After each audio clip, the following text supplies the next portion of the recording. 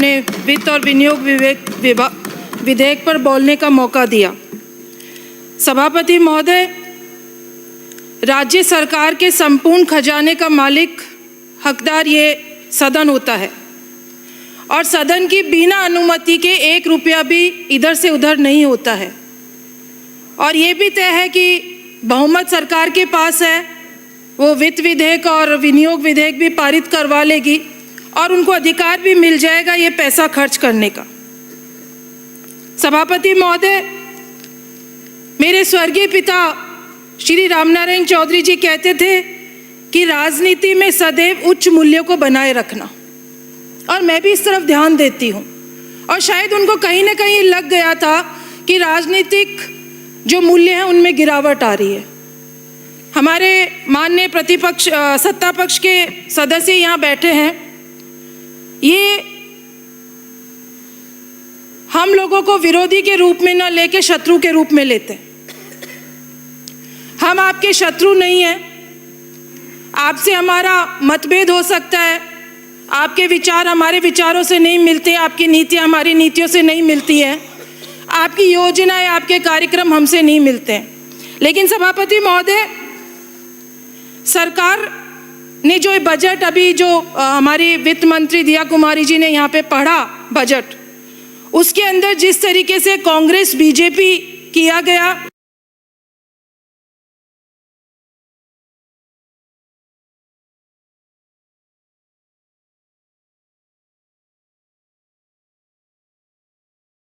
और जिस तरीके से बजट का एलोकेशन हुआ, मैं उसके खिलाफ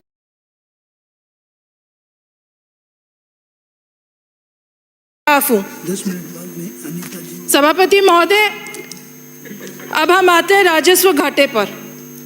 पिछले बजट में सरकार का राजस्व घाटा अनुमान था 25,758 करोड़ 11 लाख रुपए।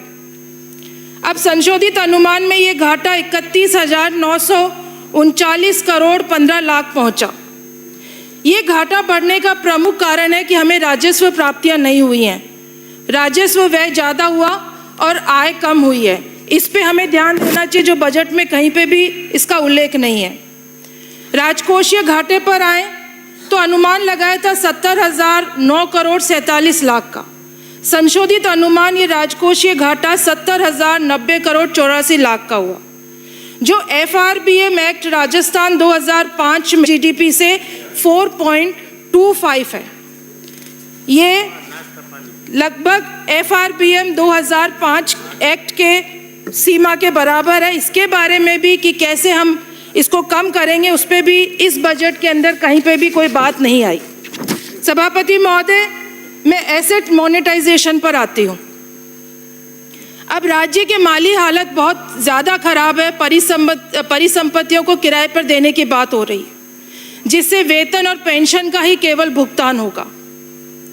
और यह विषय एक चिंताजनक विषय है। सभापति महोदय, सरकार ने इस बजट में दावा किया है कि एसेट मोनेटाइजेशन के माध्यम से राजस्व जुटाएगी, और मैं समझती हूँ कि 2 साल पहले केंद्र की सरकार ने भी अपने बजट में इस तरीके का प्रावधान किया था और हम लोग भी लगभग उसके पीछे चल रहे हैं। लेकिन सभापति महोदय, हम परिसंपत्तियां आपने तो बनाई नहीं, जो बनाई कांग्रेस सरकार ने बनाई। आप उनको गिरवी रख दोगे, आप उनको प्राइवेट सेक्टर के अंदर दे दोगे, लेकिन उसका वैल्यूएशन कौन करेगा, उसमें करप्शन नहीं हो, इस पे भी कोई बात इस बजट के अंदर कोई प्रावधान नहीं किया है। राज्य सरकार पे कर्जा लगातार बढ़ता जा रहा है। सभापति महोदय, हमारे टाइम पे भी कर्जा लिया गया, उससे पहले भी सरकारें कर्जा लेती आई है। फ़र्क इतना है कि हमने जो कर्जा लिया उसमें महंगाई में राहत देने के लिए लोगों को मदद करी। हमने जो हमारी सामाजिक सुरक्षा है उसके अंदर वो पैसा लगाया। आप तो रेवड़ी कल्चर के खिलाफ है। आप बता दें, आपको कर्जा क्यों लेना पड़ रहा है? आप कर्जा लेकर परिसंपत्तियां गिरवी रखकर क्या दिखाना चाहते हैं? राजस्थान पे कर्ज बढ़कर 7.25 लाख करोड़ रुपए हो गए, यानी एक राजस्थानी के ऊपर 1 लाख रुपए का कर्ज हो गया। और इसके बारे में भी हमारे बजट के अंदर किसी प्रकार का कोई उल्लेख नहीं करा है। सरकार ने अपनी आय बढ़ाने के कोई साधन के ऊपर इस बजट के अंदर कोई प्रावधान नहीं करा है। सभापति महोदय, सरकार अपनी आय बढ़ाने के उपाय करती तो शायद राजस्व घाटा कम हो जाता, ऋण कम हो जाता। राजस्थान का युवा इतना टैलेंट है। सभापति महोदय, आप आईटी और बीपीओ की बात नहीं करते, उसकी संभावनाएं आप तलाशते नहीं है। जयपुर हब है इसका। हम बेंगलोर और गुड़गांव की बात करते हैं, लेकिन अगर जयपुर की तरफ इसका ध्यान दिया गया होता तो निश्चित तौर पर यहाँ पे ये सेक्टर, इंडस्ट्री सेक्टर यहाँ पर आती। और मोटे तौर पर इस बजट के अंदर इनकम और ग्रोथ पे कम फोकस किया गया है। मेरे साथी रोहित ने बात करी ग्रीन बजट की। सभापति महोदय, ग्रीन बजट सरकार पहली बार लेकर आई और लाना भी चाहिए। हमें पर्यावरण के बारे में चिंतित भी होना चाहिए। सरकार ने 27,854 करोड़ रुपए का हरित बजट दिया।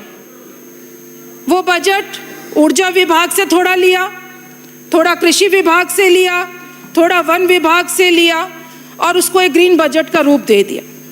2020 के अंदर भारत में बिहार पहला राज्य था जिसने ग्रीन बजट जो लेकर आया था, और उसकी हालत ऐसी खराब हो गई कि उनको उसमें बजट के अंदर कटौती करनी पड़ी।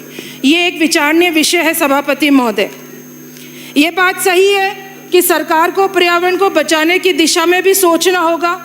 शायद ग्रीन बजट भी सरकार इसी दिशा में लेकर आई है, लेकिन ऐसा करने से पहले अगर हम बुनियादी ढांचा यहाँ पर तैयार कर लेते, बुनियादी साधन हम जुटा लेते तो अच्छा रहता। सपने देखने अच्छी बात है, सपने देखते तो आसमान की तरफ सर रहता है, लेकिन पांव हमारा जमीन पर होना जरूरी होता है। सभापति महोदय, किसानों की नेचुरल फार्मिंग की आपने बात करी ग्रीन बजट के अंदर, और एक बुनियादी बात है कि किसान प्राकृतिक खेती और जैविक खेती को क्यों काम में लेगा, उसका तो प्रोडक्शन घटेगा। अभी तो हम सभापति महोदय एमएसपी भी उनको पूरा नहीं दे पा रहे हैं, तो उनको कुछ इंसेंटिव्स हम लोगों को देना चाहिए था ताकि वो इस तरफ प्राकृतिक खेती की तरफ वो अपना ध्यान बढ़ाएं और पर्यावरण के ऊपर भी उनको कॉन्फिडेंस में लेना चाहिए था। कंक्लूड करें। सभापति महोदय, बस मैं अपनी 2 लाइन से बात खत्म करूंगी। इस बजट को देखकर यही लगता है कि आपके पांव जिस दिशा में पड़ रहे हैं उससे जनता को कोई खास उम्मीद नहीं है। मुइन एहसन जज्बी के एक शेर के साथ मैं अपनी बात समाप्त करूंगी। जब कश्ती साबित व सालिम थी, जब कश्ती साबित व सालिम थी, साहिल की तमन्ना किसको थी। अब ऐसी शिकस्ता कश्ती पर साहिल की तमन्ना कौन करे। धन्यवाद सभापति। श्रीमती अनीता बदेल।